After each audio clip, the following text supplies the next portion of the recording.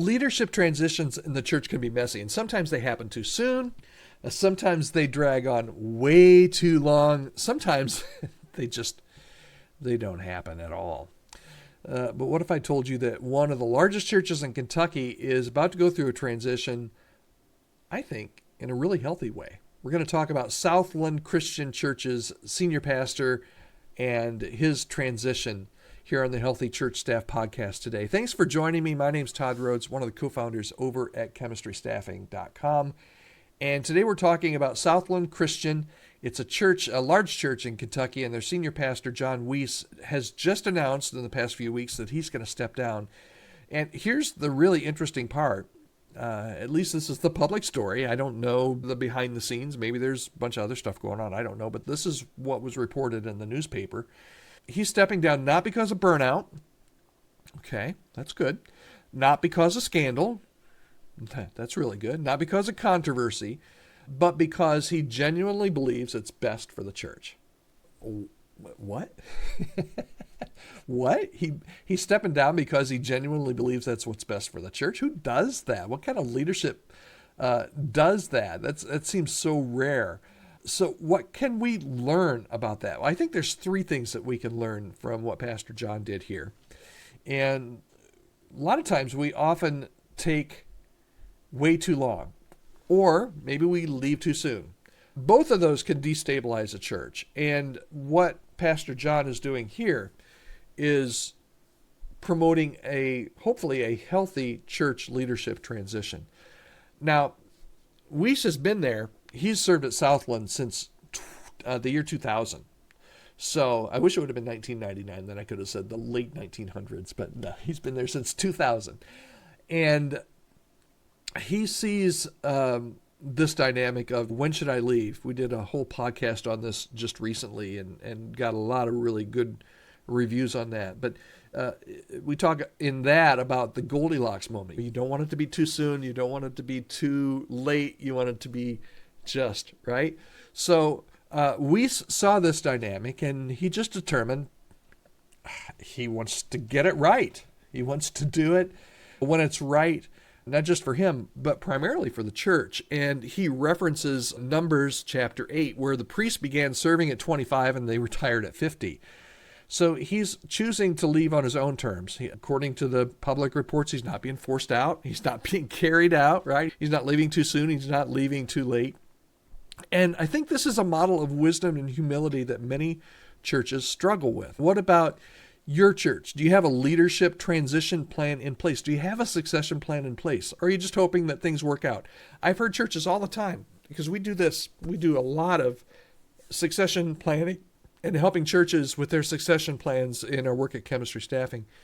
And a lot of times we hear churches that just say, we'll cross that bridge when we get to it. Or they'll say, we don't need any help with this. We all love Jesus. The board loves Jesus. The pastor loves Jesus. Everything's going to work out really well. I can tell you, man, we've seen so many churches where if you don't have that written transition succession plan, it can be really rough. You can't just put all of your hopes on hoping that things are going to work out, because sometimes they don't. Succession, leadership transition is very difficult. Okay. That's point number one. Healthy leadership transitions matter. Here's number two, though. You need to choose the right successor. Pastor Weiss isn't just stepping down. He is actively setting up his successor. His name is Scott Nichol, and he's setting him up as best he can for success.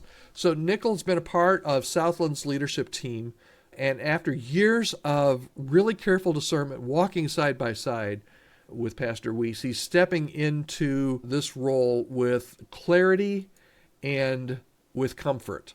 Okay? That's really important. Pastor John has been working with Scott for years, and Scott is one that didn't chase the title. And from what I can understand, he really wrestled with taking this responsibility. And that's a key takeaway for churches today. I want you to hear this because it's absolutely true. The best leaders don't grab for power. They're called to it. Okay? And when transitions are done really well, the congregation is going to see that continuity, and not the chaos. So again, this is like the perfect scenario, right? At least on paper, at least the public story is that you've got a pastor that's like thinking of his church and this is the time. And you know what? Not only is it the time, but I've over the past years invested in this person who's not trying to take my job, but feels called into this job. Maybe you don't have that person, and that's okay. It's not too late to start. Maybe it is too late to start. If you're retiring in 6 months, it's too late to start that. But does your church have a plan? Do you have a plan, if you're a senior pastor, to raise up new leaders? Who are you discipling? Who's being prepared right now for that next stage of leadership? Who are you getting prepared to who's in your church that maybe someday could be a senior leader or could be the next youth pastor or could be the next worship guy or gal? Okay? So it's really important to choose the right successor. And then I think you really need, and this is my last point here, here's something I think that's really rare, okay? Pastor John, he's not leaving Southland to plant a church. He's not leaving to write church, to write books. He's not leaving to go on the conference circuit, okay? He's staying as a regular member, and I think that's powerful, okay? So much of succession has to do with what the outgoing pastor wants to do, and what Pastor John is doing, at least what he's saying, hopefully his actions match his words, is very powerful, is that I'm stepping out, I've prepared the person that's stepping in, and I'm going to step back, and I'm going to support. And he says, I just want to be a regular church member. That's powerful. It sends a message that his identity isn't or wasn't or won't be in his title, but his identity is as a disciple of Jesus. Okay?